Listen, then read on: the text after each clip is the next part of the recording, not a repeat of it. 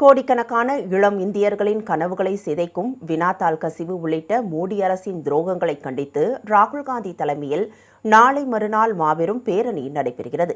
இது தொடர்பாக காங்கிரஸ் கட்சி வெளியிட்டுள்ள எக்ஸ்தல பதிவில் ஒவ்வொரு வினாத்தாள் கசிவும், ஒவ்வொரு ரத்து செய்யப்பட்ட தேர்வும், முடக்கப்பட்ட ஆள் சேர்ப்பும் பாஜக அரசின் தோல்வி மட்டுமல்லாமல் கோடிக்கணக்கான இளம் இந்தியர்களின் கனவுகளை சிதைத்த துரோகம் என்று குறிப்பிடப்பட்டுள்ளது.